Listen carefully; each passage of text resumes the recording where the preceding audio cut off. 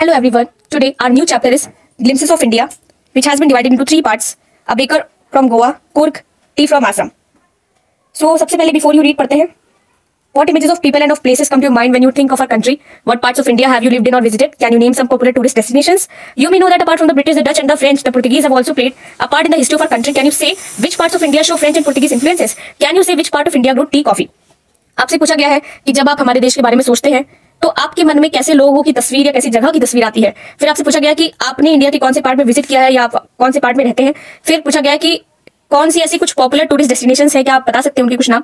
फिर आपसे पूछा गया कि आप शायद जानते होंगे कि हमारी हिस्ट्री में, हमारी जो कंट्री की हिस्ट्री है, उस हिस्ट्री में सिर्फ ब्रिटिशर्स ने ही अपना किरदार नहीं निभाया बल्कि डच, फ्रेंच और पुर्तगीज ने भी कुछ ना कुछ किरदार निभाया है। तो क्या आप ये सारी चीजें जानते हैं? अगर ऐसा है तो क्या आप बता सकते हैं कि इंडिया के कौन से पार्ट में ये सारी चीजें छलकती है। फिर है कि इंडिया का कौन सा पार्ट टी और कॉफी को ग्रो करता है। अब हम अपनी स्टोरी को स्टार्ट करते हैं।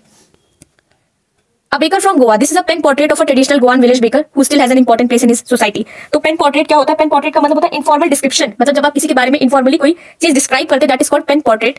तो एक विलेज है, एक गोवा का एक विलेज है जहां पर बेकर की बात की जा रही है, ट्रेडिशनल गोवान विलेज बेकर, जिसकी कि आज भी सोसाइटी में कुछ ना कुछ इंपॉर्टेंस है ना, ये कहा जा रहा है। तो our elders are often heard reminiscing nostalgically about those good old Portuguese days, the Portuguese and their famous loaves of bread.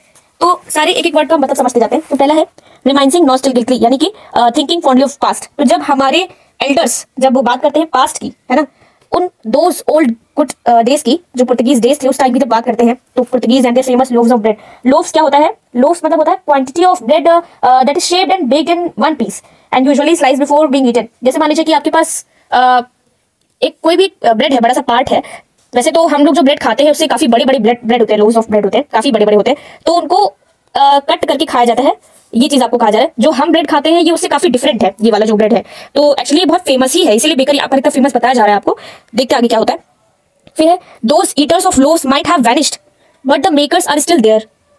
तो भले खाने वाले चले गए हो, ठीक है, खाने वाले भले ही ना हो, वैनिश हो गए हो, गायब हो गए हो, पर मेकर्स अभी भी हैं। फिर है We still have amongst us the mixers, the molders and those who bake the loaves. आज भी हमारे पास मिक्सर्स हैं, मोल्डर्स हैं, या जो भी उस लोव्स को क्या बोलते हैं, मोल्ड करते हैं, जो बेक करते हैं, वो सब भी है हमारे पास। तो अब ये मोल्डर, बेकर, ये सब क्या, जैसे आप मान लीजिए कि कोई भी हम डिश जब बनाते हैं तो उसके बहुत सारे प्रोसेस होते हैं। जैसे मान लीजिए सब्जी बनाना हुआ तो हम उसको पहले धुलेंगे, उसकी हम गार्निशिंग करते हैं, उसकी कटिंग करते हैं, फिर उसके बाद उसको डालते हैं फॉर फ्राई। तो वही चीज बताया जा रहा है कि अलग अलग पार्ट होता है। So here also mixer, moulder and then bake. Those east old time tested furnaces still exist. तो बेक कहाँ करते थे? फर्नेसेस में करते थे। तो आज भी वो जो फर्नेस है वो एग्जिस्ट करते हैं। Fire in the furnaces has not yet been extinguished. इसका मतलब क्या है कि आज भी उन फर्नेसेस में से आग नहीं बुझी, मतलब आज भी वो चीजें काम करती हैं, आज भी वो चीजें हैं। फिर है द थर्ड and jingle of the traditional bakers bamboo heralding his arrival in the morning can still be heard in some places. तो थर्ड एंड जिंगल ये साउंड है उस बैम्बू का, जिससे कि वो जो बेकर होता था वो आता था। तो आज भी वो आवाज है, ठीक है, सुबह सुबह वो आता था, आज भी वो आवाज है। फिर है can still be heard in some places, मतलब कुछ जगह पर हम उसको आज भी सुन सकते हैं, ठीक है। फिर maybe the father is not alive but the son still carries on the family profession. These bakers are even today known as पैडर इन गोवा। बहुत ही जरूरी चीज बताई गई आपको। ये क्या है कि भले ही फादर मतलब जो कर रहा होगा पहले अपनी फैमिली में, वो भले अलाइव ना हो, पर उसका जो बेटा है वो उस प्रोफेशन को आगे कैरी फॉरवर्ड कर रहा है। और बेकर्स जो इवन आज भी जो बेकर्स हैं गोवा में, उनको हम पैडर के नाम से जानते हैं। इस वर्ड को याद रखिएगा। During our childhood in Goa the baker used to be our friend, companion and guide. तो राइटर बताते हैं कि हम मतलब हमारे बचपने में क्या होता था, जो बेकर्स होते थे वो हमारे फ्रेंड भी होते थे, हमारे कंपेनियन भी होते थे, हमारे गाइड भी होते थे। He used to come at least twice a day. दिन में कितने बार आते थे? 2 बार आते थे। Once we set out in the morning on his selling round and then again when we return after emptying his huge basket. तो सबसे पहले तो क्या, सुबह सुबह जब वो सेल करने के लिए निकलता था तब आता था, और उसके बाद जब अपनी बड़ी सी बास्केट को खत्म कर देता था तब आता था, ठीक है। द जिंगलिंग थर्ड of his bamboo woke us up from sleep and we ran to meet and greet them, ठीक है। तो उसकी जो आवाज थी, बैम्बू की उसकी जो आवाज थी, जो आपको थर्ड एंड जिंगल साउंड बताया गया, उसकी जो आवाज थी उससे हम उठ जाते थे, ठीक है, उठ जाते थे, जल्दी से अपनी नींद से उठ जाते थे और दौड़ करके क्या करते थे, उसको ग्रीट करने के लिए जाते थे, उससे मिलने जाते थे। Why was it so? ऐसा क्यों था? ऐसा क्यों था? राइटर पूछते कि ये सारी चीजें क्यों थी, हम क्यों उठ जाते थे, हमारे अंदर ऐसा क्यों था? क्या इसलिए था? Was it for the love of the loaf? क्या वो इसलिए था क्योंकि हमें ब्रेड बहुत पसंद था, उसका लोफ बहुत पसंद था, ऐसा था क्या? नॉट एट ऑल, बिल्कुल भी नहीं। Loaves were brought by some Paskin of Bastin the maid servant of the house. तो ये सब तो जो ब्रेड वगैरह होता था ना, ये सब तो हमारे घर की मेड सर्वेंट ही ले आती थी, इसकी कोई दिक्कत नहीं होती थी। What we long for were those bread bangles which we choose carefully, sometime it was sweet bread of special milk. हम तो इसलिए आते थे क्योंकि वो जो ब्रेड बैंगल्स होते थे ना, उसको हम चूज करते थे, हम उसको केयरफुली चूज करते थे, जो कि बहुत ही स्वीट होता था, स्पेशली बनाया जाता था।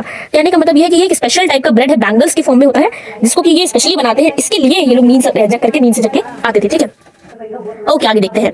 So the baker made his musical entry on the scene with a Jhang Jhang sound of his specially made bamboo staff. अभी आपको न्यू एक साउंड बताया जा रहा है, झंग झंग साउंड, ठीक है। तो बेकर अपनी म्यूजिकल एंट्री देता था। म्यूजिकल एंट्री का मतलब क्या, म्यूजिक के साथ एंट्री देता था, ठीक है।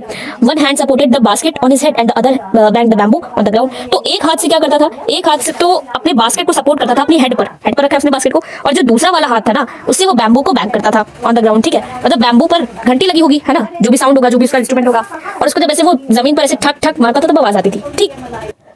He would greet the lady of the house with good morning and then place his basket on the vertical bamboo. तो वो जो घर की लेडी होती थी, जो घर की मालकिन होती थी, उनको ग्रीट करता था, गुड मॉर्निंग करता था। फिर उसके बाद अपने बास्केट को बैम्बू के ऊपर वर्टिकली, मतलब इस तरीके से सीधा रखता था, उसके ऊपर बास्केट रख देता था, ठीक है। जो उसकी बैम्बू थी उसके ऊपर बास्केट रखता था। उसके बाद we kids would be pushed aside with a mild rebuke and the loaves would be delivered to the servant. तो हम बच्चों को तो बिल्कुल ही एकदम रिब्यूक का मतलब क्या होता है, an expression of disapproval, scolding से होता नहीं कि लाइक तुम लोग क्या करोगे, है ना, तुम लोग जाओ, हम ले लेंगे। तो बच्चों को भेज दिया जाता था अंदर, और जो लोव्स होते थे वो सर्वेंट लाते थे, ठीक है। But we would not give up, लेकिन हम प्रयास करना छोड़ने वाले, हम नहीं छोड़ते थे प्रयास। वी क्लाइंब अ बेंच और the parapet and tip into the basket. हम तो एक बेंच के ऊपर क्लाइंब करते थे, या क्या करते थे, मतलब इस तरीके से क्लाइंब करते थे। पैरापेट क्या होता है, रेलिंग, लो प्रोटेक्टिव वॉल, जैसे समझिए कि दीवार हो जिसको कि हम अपनी प्रोटेक्शन के लिए यूज कर रहे हो, है ना, जैसे सीढ़ी टाइप का होता है, उस टाइप का कुछ ऐसा। तो वहां से हम झांकते थे बैम्बू के अंदर, उसके सॉरी बास्केट के अंदर हम टीप करते थे, यानी झांकते थे। फिर उसके बाद सब I can still recall the typical fragrance of those loaves. मैं महसूस कर सकता हूँ, मैं अभी भी रिकॉल कर सकता हूँ वो जो फ्रेग्रेंस होती थी उस लोव्स की, मैं आज भी रिकॉल कर सकता हूँ, ऐसा राइटर बोलते हैं।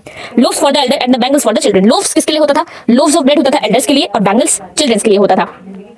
फिर है then we did not even care to brush our teeth और वॉश आवर माउथ प्रॉपर्ली। फिर हम ये भी नहीं सोचते थे कि हमने ब्रश किया है या नहीं किया है, हमने माउथ अपना धुला है, वो अपना साफ किया है नहीं किया, कुछ भी नहीं केयर करते थे। एंड व्हाई शुड बी, और करे भी क्यों, who would take the trouble of plucking the mango leaf for the toothbrush. मतलब कौन इतनी झंझट करेगा यार ब्रश करने के लिए, है ना, ऐसा सोच करके वो ब्रश ही नहीं करते थे। And why was it necessary at all, लेकिन ब्रश करना जरूरी भी क्या था इतना, है ना। The tiger never brushed his teeth, hot T could wash and clean up everything so nicely after all. तो शेर कभी भी अपना मुंह नहीं धुलता, आपने कहावत सुनी ना, कुछ ऐसा यहाँ पर हो रहा है ना। तो टाइगर कभी भी अपना ब्रश नहीं धुलता, और जो गरम गरम चाय होती है वो सब कुछ अच्छे से साफ कर देती है, बिल्कुल कोई दिक्कत नहीं है, हमें मुंह धुलने की कोई जरूरत नहीं है। अब हम स्टोरी में आगे बढ़ते हैं। आगे है marriage gifts are meaningless without the sweet bread known as ball.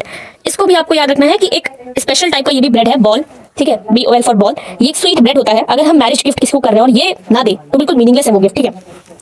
Just as a party और अ feast loses it's charm without bread, ठीक है। जैसे कि कोई भी पार्टी हुई, कोई भी छोटा मोटा कुछ भी हम कर रहे हैं अगर, और उसमें ब्रेड नहीं है तो बिल्कुल कोई मजा नहीं उसमें, ऐसा माना जाता था। फिर है not enough can be said to show how important a baker can be for a village. मतलब इतना नहीं बताया जा सकता कि किसी भी विलेज में एक बेकर की क्या इंपॉर्टेंस है, इतना नहीं, मतलब आपको बयान नहीं किया जा सकता है, ठीक है। Lady of the house must prepare sandwiches on the occasion of a daughter's engagement. Even अगर किसी घर की कोई लेडी है तो वो अपनी डॉटर की एंगेजमेंट में ओकेजन में सैंडविच जरूर प्रिपेयर करती है, ठीक है। केक्स एंड बॉलिनाज are must for Christmas as well as other festival. Cakes हो, बॉलिनाज हो, ये सारी डिशेस के नाम आपको बताए गए हैं, क्रिसमस पे या फिर अदर फेस्टिवल्स पर जरूर बनते हैं। Thus the presence of bakers furnace in the village is absolutely essential. अगर आपसे सवाल पूछा जाए कि डिस्क्राइब करिए कि आपको जैसे क्वेश्चंस आते हैं, like describe the presence of bakers furnace in the village is absolutely essential, how is it possible, या why is it essential for the village to be baker in the Goa, like something भी आपको कुछ भी पूछा जा सकता है कि एक विलेज के लिए, एक विलेज में बेकर का होना कितना जरूरी है। आपसे इस तरीके से कुछ भी सवाल पूछा जाए तो आपको ये बातें जरूर उसमें डालनी है, इससे आपके क्वेश्चन का वेटेज बढ़ेगा, ठीक है, आंसर का, सॉरी आपके। सो नेक्स्ट है द बेकर और bread seller of those days had a peculiar dress known as कबाई। ये ड्रेस का एक फॉर्म है, इसको याद रखिएगा कि जो बेकर होता था उसके ड्रेस को हम क्या बोलते थे, कबाई। It was a single piece long frock reaching down the knees. तो एक सिंगल पीस लॉन्ग फ्रॉक होती थी। सो उसके बाद है in our childhood we saw bakers wearing a shirt and trousers which were shorter than full length one and longer than half pants. तो हम अपने चाइल्डहुड में देखते थे कि जो बेकर्स होते थे वो शर्ट पहनते थे और ट्राउजर पहनते थे। जो ट्राउजर होता था वो फुल लेंथ से तो शॉर्ट होता था, पर हाफ पैंट से लंबा होता था, ठीक है, मतलब मीडियम साइज समथिंग कह सकते हैं। That even today, anyone who wears a half pant which reaches just below the knees invites the comment that he is dressed like a paddler. आज भी अगर कोई भी ऐसी कोई ट्राउजर पहनता है जो कि हाफ पैंट से थोड़ी सी बड़ी हो या नी से थोड़ी नीचे चली जाती हो, तो हम उसको एक पैडल बोलते थे कि वो एक पैडल है ना, पैडल की तरह है, बिल्कुल उसी तरीके से ड्रेस उसने किया है। The baker usually collected his bills at the end of the month. जो बेकर होता था वो at the end of the month bills collect करता था, मतलब एक महीने तक आप जितना लेना ले लीजिए, एक मंथ के लास्ट में बिल वगैरह सीधा लेता था। जो मंथली अकाउंट होता था वो कहाँ पर लिखते थे, किसी भी जो दीवारें होती थी घर के उस पर लिख दिया था पेंसिल से, ठीक है। Baking was indeed a profitable profession in the old days. तो उस समय पे जो बेकिंग थी वो कहीं ना कहीं एक प्रॉफिटेबल प्रोफेशन हुआ करता था। The baker and his family never starved. कभी भी वो भूखे नहीं सोते थे, जो बेकर होते थे और उनकी जो फैमिली होती थी वो कभी भूखे नहीं सोए थे, ठीक है। He his family his servants always looked happy and prosperous. हमेशा उनके परिवार वाले या वो खुद या उनके सर्वेंट्स हमेशा हैप्पी दिखते थे, प्रॉस्पेरस दिखते थे। Their plump physique was an open testimony to this. Plump physique क्या होता है, प्लेजेंटली फैट बॉडी। तो उनकी जो फैट बॉडी होती थी ये चीज दिखाती थी, ठीक है, उसका पूरा प्रूफ होता था। ओपन टेस्टिमनी मतलब पब्लिक स्टेटमेंट, जैसे कि हम प्रूफ कह सकते हैं even today any person with a jackfruit like physical appearance is easily compared to a baker. आज भी अगर कोई ऐसा दिखता है तो हम उसको एक बेकर की तरह कह देते हैं। तो this was all about your chapter. Thank you so much.